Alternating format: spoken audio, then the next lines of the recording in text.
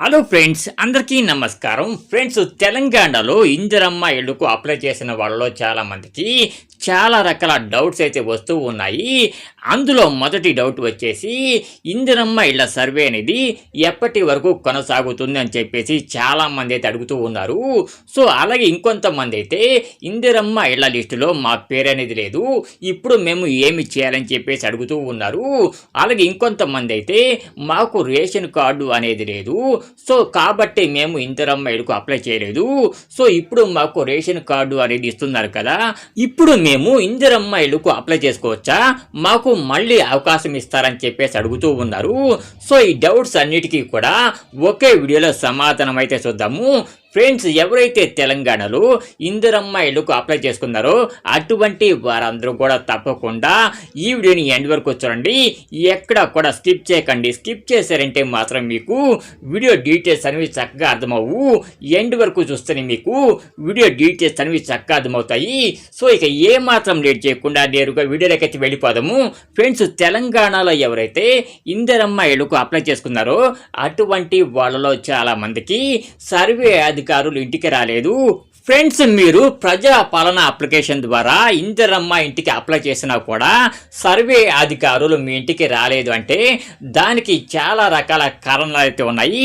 So ఎవరైతే తెలంగాణలో ప్రజాపాలన application ద్వారా ఇందిరమ్మ ఇంటికి అప్లై చేసుకున్నారో అటువంటి వాళ్ళలో చాలామంది ఇంటికి సర్వే అధికారులు ఎంక్వైరీకి రాలేదు. సో దీనికి చాలా రకాల కారణాలు ఉన్నాయని చెప్పేసి చెప్పాను కదా. మొదటి కారణం వచ్చేసి ఎవరైతే ఇంతకు ముందు ప్రభుత్వం దగ్గర నుంచి వివిధ పథకాల ద్వారా సొంత ఇల్లు అనేది పొందారో అటువంటి వారి ఇంటికి మళ్ళీ అధికారులు ఎంక్వైరీకి రారు, అటువంటి వారి పేర్లను లిస్టులోంచి తొలగించడం జరుగుతుంది. కాబట్టి ఎవరైతే ఆల్రెడీ ప్రభుత్వం దగ్గర నుంచి వివిధ పథకాల ద్వారా ఇల్లు అనేది పొంది ఉన్నారో అటువంటి వారు మళ్ళీ అప్లై చేసినా కూడా మీకు సర్వే అధికారులు ఇంటికి రారు, మీ పేర్లు అనేవి తొలగించడం జరుగుతుంది. ఒకవేళ మీరు ఇంతకు ముందు ప్రభుత్వం దగ్గర నుంచి ఏ పథకం ద్వారా కూడా ఇల్లు అనేది పొందలేదు, అలాగే మీ దగ్గర అన్ని డాక్యుమెంట్స్ కూడా ఉన్నాయి, మీరు ప్రజాపాలన అప్లికేషన్ ద్వారా ఇందిరమ్మ ఇంటికి అప్లై చేశారనుకోండి, అప్పుడు మీరు ఒక పని అయితే చేయాల్సి అయితే ఉంటుంది. అంతకన్నా ముందుగా మీరు ఒక్క విషయాన్ని అయితే తెలుసుకోవాల్సి అయితే ఉంటుంది. ఫ్రెండ్స్, తెలంగాణలో ఈ ఇందిరమ్మ ఇళ్ల సర్వే అనేది ఈ నెల 10వ తారీఖుతో ముగుస్తుంది. సో జనవరి 10వ తారీఖు తర్వాత ఈ ఇందిరమ్మ ఇళ్ల సర్వే అనేది చేపట్టరు.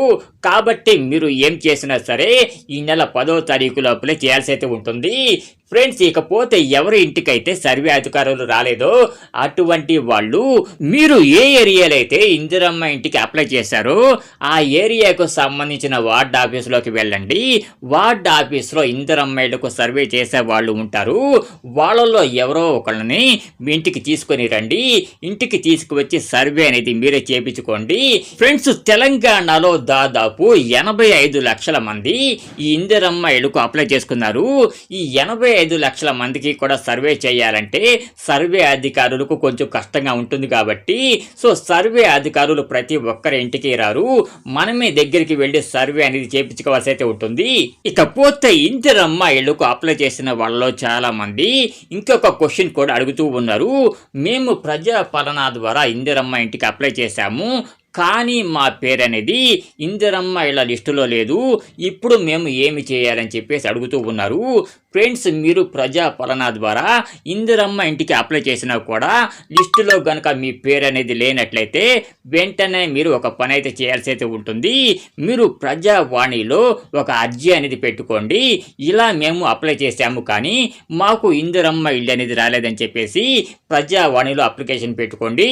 ఫ్రెండ్స్, లిస్టులో పేరు లేని వాళ్ళు ఇలా మేము ప్రజాపాలనలో అప్లికేషన్ పెట్టాము కానీ మా పేరు అనేది లిస్టులో లేదు, మాకు సొంత ఇల్లు లేదని చెప్పేసి ప్రజావాణిలో అప్లికేషన్ కనుక పెట్టుకున్నట్లయితే ప్రభుత్వం ఆ ప్రజావాణిలో పెట్టిన అప్లికేషన్ని స్టేట్ హౌసింగ్ బోర్డు వారికి పంపిస్తుంది, అలాగే మున్సిపాలిటీ వాళ్ళు కూడా పంపిస్తుంది.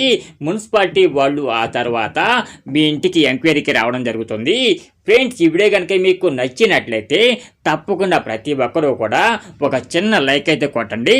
లైక్ కొట్టడమే కాదు, ఎవరైతే తెలంగాణలో ఈ ఇందిరమ్మ ఇళ్లకు అప్లై చేసుకొని వివిధ రకాల ప్రాబ్లమ్స్తో బాధపడుతూ ఉన్నారు. అటువంటి వారందరికీ కూడా ఈ వీడియోని షేర్ చేయండి. షేర్ చేసినట్లయితే వాళ్ళకు కూడా ఈ వీడియో అనేది అర్థమవుతుంది. అలాగే వాళ్ళ ప్రాబ్లమ్ని కూడా వాళ్ళు సాల్వ్ చేసుకోగలుగుతారు.